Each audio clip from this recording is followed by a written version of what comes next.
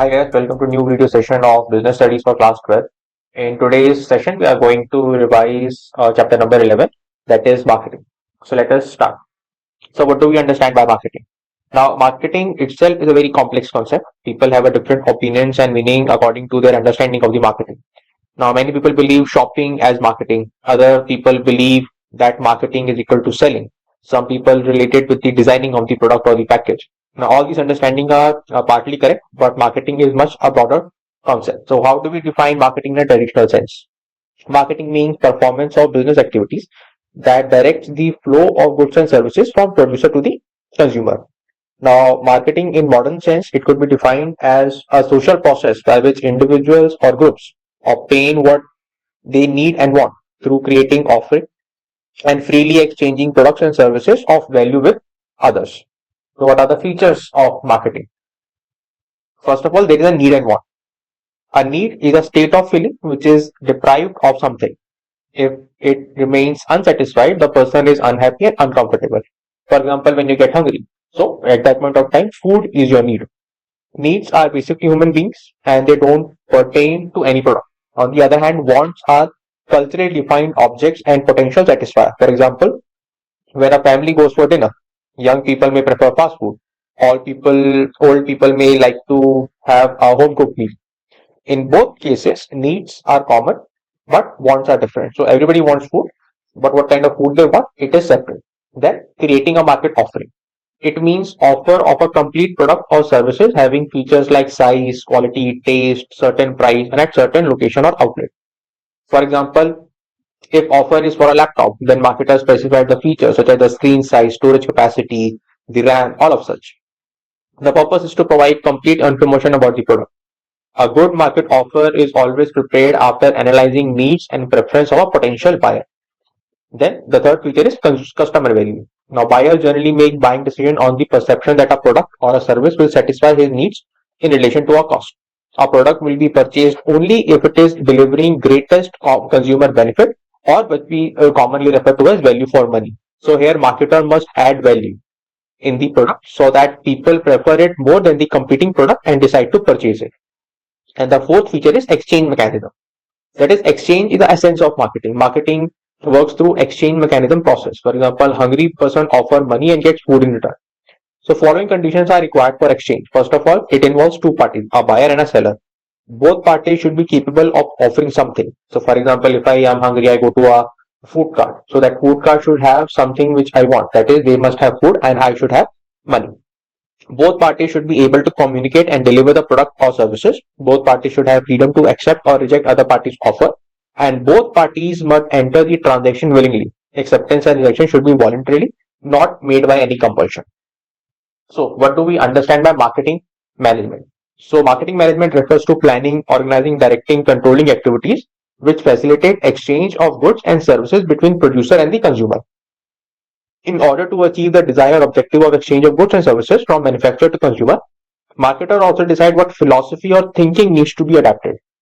Marketing management philosophies are important to understand as they determine the emphasis or weightage to be put on various factors like product design, features, selling technique, customer needs, social concern for achieving their organizational objective. So let us go through these marketing philosophies one by one. So first of all, you have the production concept. Now, according to this concept, customers favor those products which are widely available at affordable price. Main focus of this concept is availability and affordability of the product. Greater emphasis is placed on improving production and distribution efficiency of the firm. It is believed that profits can be maximized by economy of scale. So, for example, the economy of scale basically means if you can manufacture something at a large scale, then the production cost of per unit will come down. So, therefore, your profit margin will increase. Therefore, the total profit will increase. The drawback of this concept, the production concept, is availability and affordability of the product do not ensure increased sales and survival of the firm. The second concept is product concept. Now, according to this concept, consumers prefer those products which offer superior quality, performance, and feature. The main focus of this concept is the product quality. This concept suggests that product improvement is a key to profit maximization. You see this product concept followed by companies like Apple. The production concept you can see countries like China. So the drawback of this kind of product concept is customer may not buy product just because it is of higher quality unless they need it. Then you have the selling concept. Now, according to this concept, firm believes that aggressive promotional efforts will convince a customer to buy the product. Due to increased competition, quality and availability of product do not ensure survival and growth of the firm. Selling concept believes that customers will not buy or not buy enough unless they are adequately convinced and motivated to do so. The main focus is aggressive promotional effort. So you advertise your product very aggressively. The selling concept assumes that customers can be persuaded to buy the product. So given the appropriate amount of advertising, you believe that the customer will end up buying your product. So drawback is consumers are wrongly persuaded. So you will find a lot of salesperson, they are employing wrong tools or wrong explanation or wrong information about the product just in order to sell their product. Then you have marketing concept. According to this concept, firms can achieve the objective of profit maximization and by finding out the need and requirement of the customer and satisfying them in efficient manner. All decisions are taken from the viewpoint of the customer, such as what to produce, what features should be included in the product, and what should be the price of the product. This concept aims at customer wants to buy, not marketers want to sell. The main focus is identify the need of the customer and satisfy it better than the competitor. The products are not bought because of their quality, but because they satisfy a specific need of the customer. And finally, you have societal marketing concept. Now, this concept is an extension of marketing concept only. As apart from customer satisfaction, it also pays attention to social, ethical, and ecological aspect. Due importance should be given to welfare of the customer and society. This concept aims to bring balance between the customer satisfaction and social welfare and profitability. The concept of societal marketing suggests that companies should not follow blindly the goal of customer satisfaction. For example, companies should not manufacture drugs just to satisfy a customer. Then you have the functions of marketing. So the marketing is concerned with exchange of goods and services from producer to the consumer in such a way that maximum customer satisfaction can be achieved. To facilitate this process, a number of functions are performed in the marketing process. First of all, gathering and analyzing market information. One of the most important functions of a marketer is to collect and analyze the market information. This is necessary in identifying the need of the customer and take various decisions. Such analysis also set the stage for SWOT analysis, strength, weakness, opportunity, and threat, for deciding what can be pursued. Then you have marketing planning. Every company has certain marketing objectives. To fulfill this objective, companies make certain strategies. These strategies are called marketing planning. That is, the strategies developed to achieve the marketing objective. Example, marketers of Samsung LCD television is having a market share of 7% in LCD TV market with all other competitors. So that is your marketing objective. Now, the aim to increase the market share could be an example of marketing plan.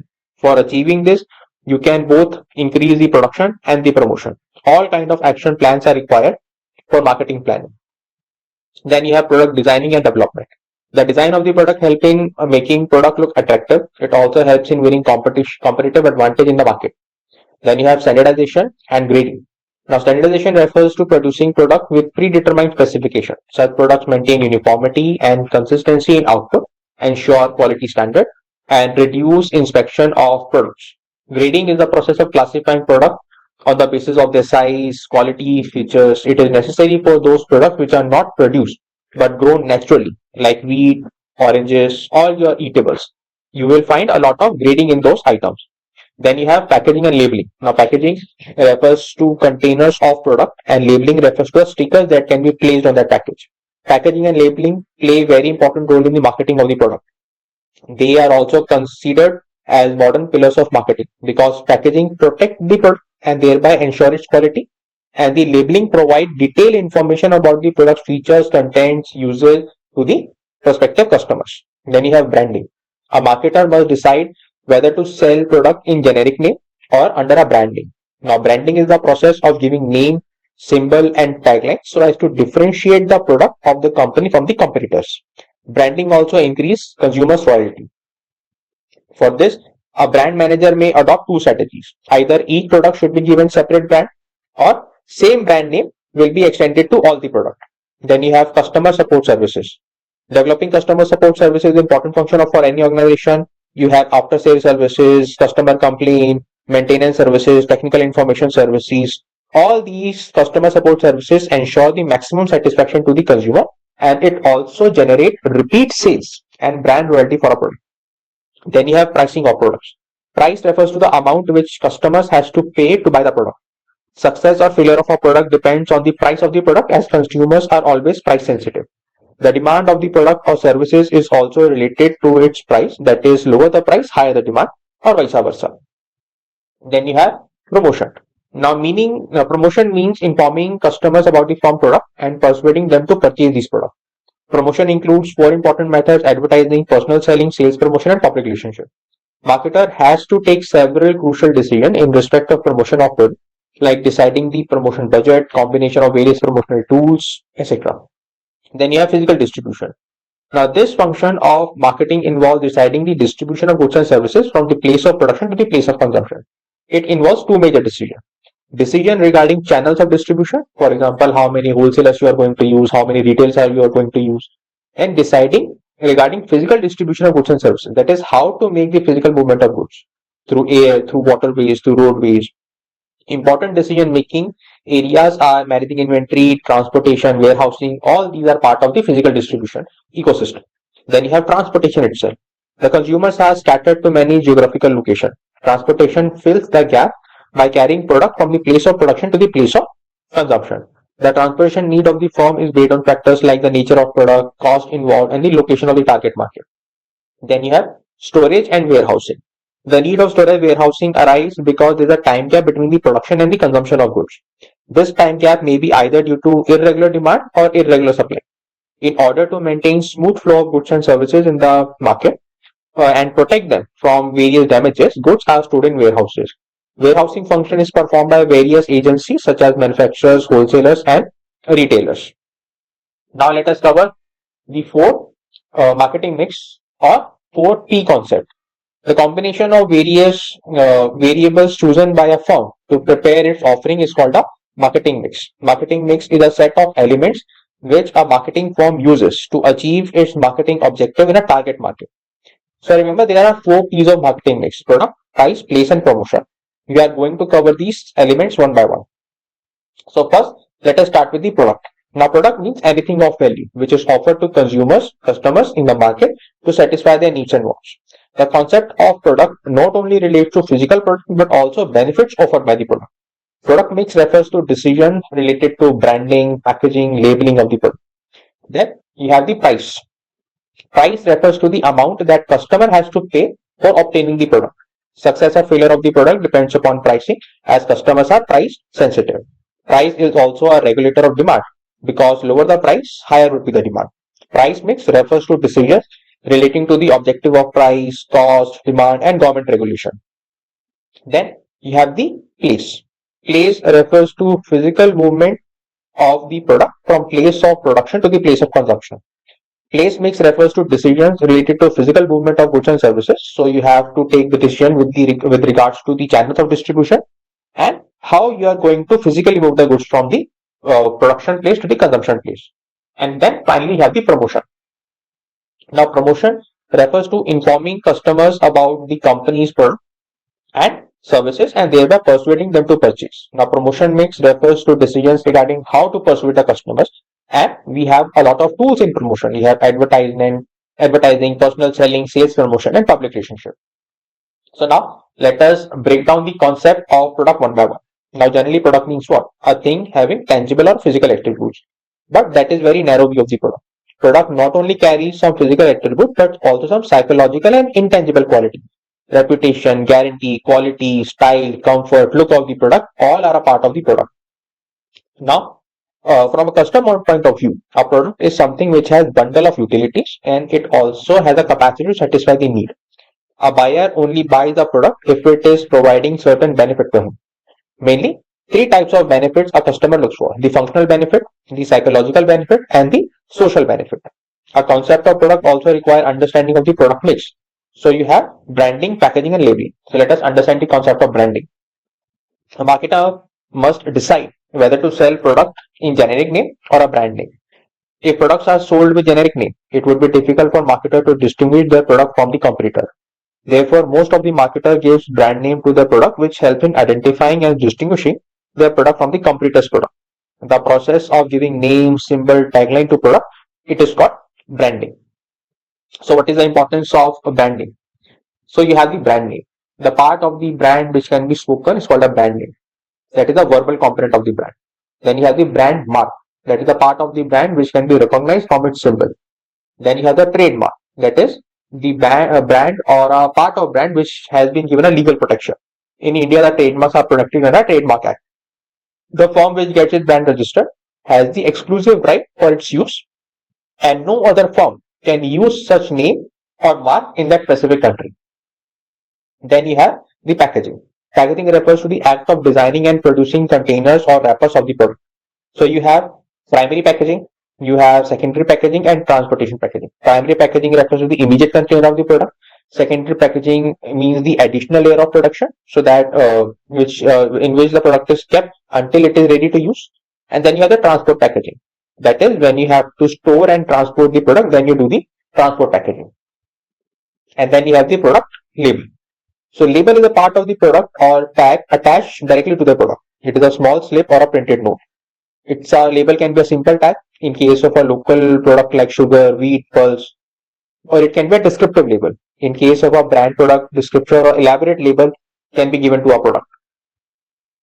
And then you have the pricing. Now price refers to the amount paid by the customers in consideration of the purchase or for the product and services.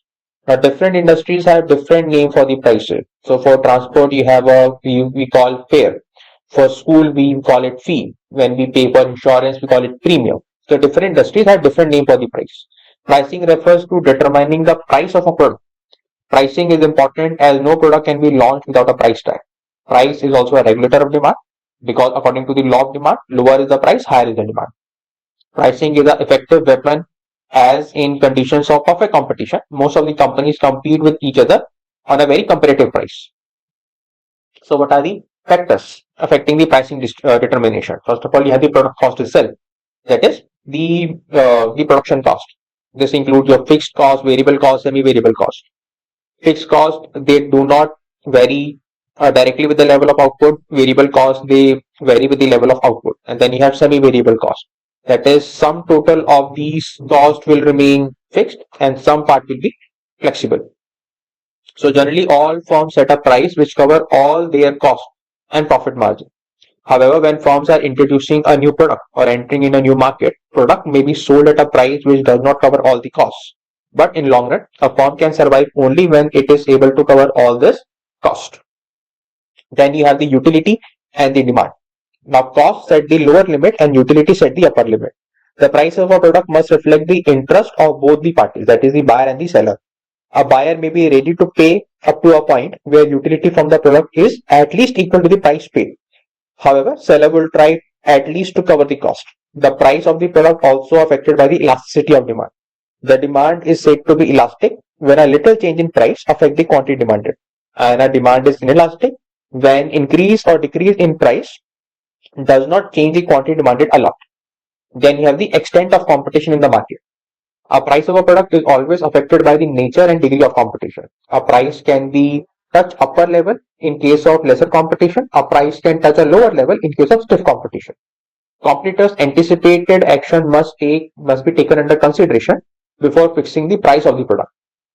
In addition to price, quality and feature of the competitor's product must be examined carefully before fixing the price. Then you have government and legal regulations.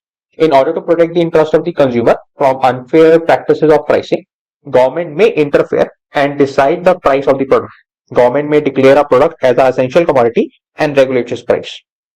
Then you have pricing objective. The pricing objective of the firm also influence the price of a product.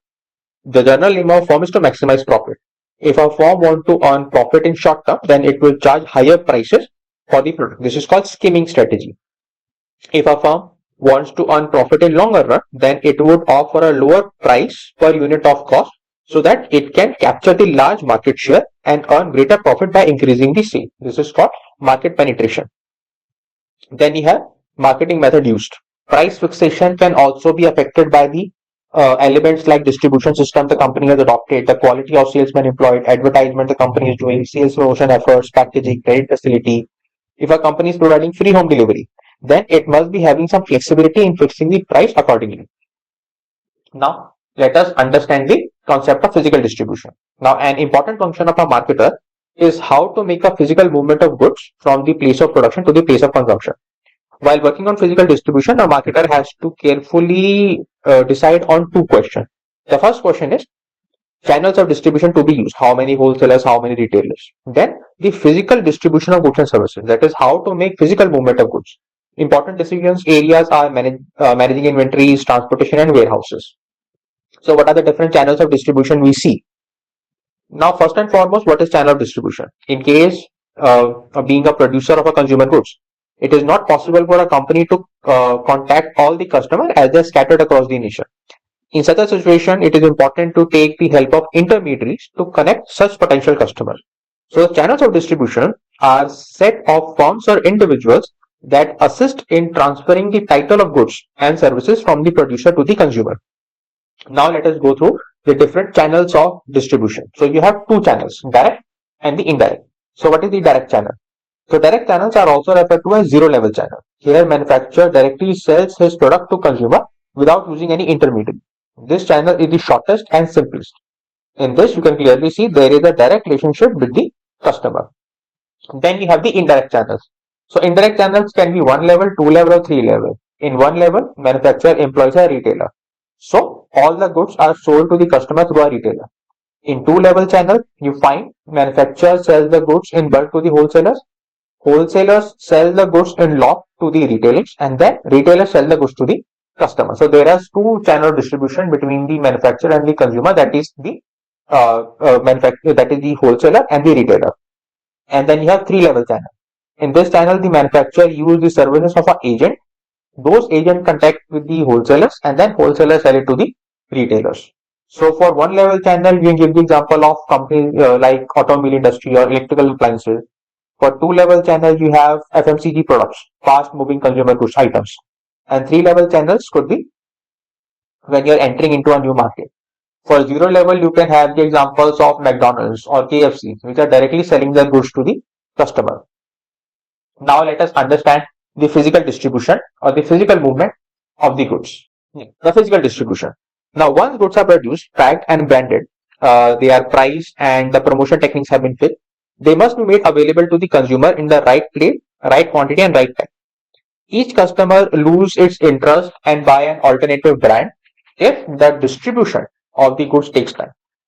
So, it is important to make product physically available at the place where the customers would like to buy. Physical distribution refers to physical movement of goods from the place of production to the place of distribution. So, what are the components or decisions of a physical distribution? So, first of all, the order processing. It helps in the time gap. The order processing, it refers to the time gap between the receipt of order from the customer to the delivery of goods.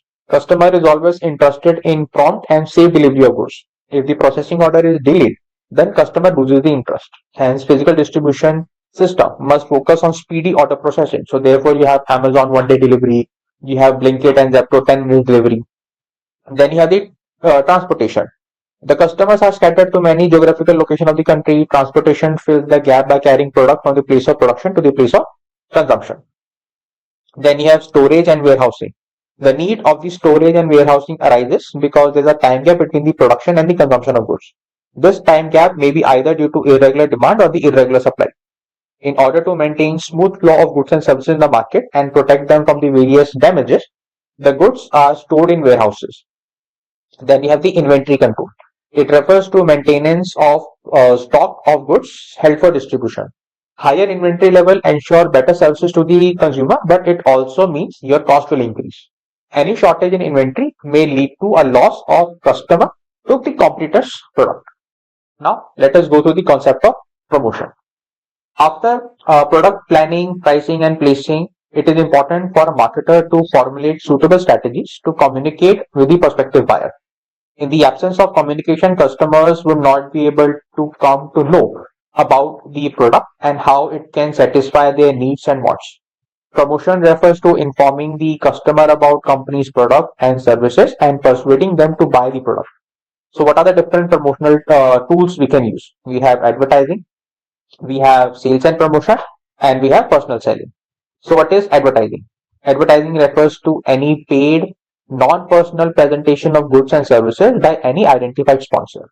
It is commonly used as a tool of promotion. Advertisement also provide information regarding benefits, price, and availability of goods and services. The basic purpose is to increase the demand and sale of the product. So you have medium like newspapers, televisions, radios, magazines, which can be used as a mode of advertising. So what are the features of advertising? It is a paid form. It is impersonal. Paid form because advertisement has to be there. That means there will be one sponsor who will bear the cost. Then it is impersonal. That is means no direct face-to-face contact with the prospect or the advertisement creates monologue, not a dialogue. It's just a one-way communication, not two-way communication. Then there should be identified sponsor. Advertisement is undertaken by identified sponsor who can be an individual or a company. So you won't believe an advertisement whom you don't know. You need an advertisement. You need an advertiser who is well known to the public. Then you have sales promotion. Now, sales promotion refers to short-term incentives which are designed to encourage the buyers to make immediate purchase of a product or services. It includes activities like cash discount, contests, samples. Sales promotion generally support other promotional mix elements. Sales promotion how does it help customer? In the form of discount samples. How does it help trader? In the form of dealer discounts. And how does it tell the salesperson? In form of incentives of sales. Sales promotion includes only those techniques which are used to provide short-term incentive to boost up the sales. And then you have the personal selling. Now, personal selling means oral presentation of message in the form of conversation with one or more prospective consumer for the purpose of sale. Under personal selling, companies appoint salesperson who contact the prospective buyer to create product awareness for making sales. So it can take personal form, direct face-to-face dialogue, take place with the creative interaction. So it becomes a two-way communication. Then development of relationship. It allows salesperson to develop personal relationship with the consumer in order to complete the sales. With this, we have finished the revision of our marketing chapter. I hope you like this video. If you did, please like, share, and subscribe to my channel. Thank you so much for watching.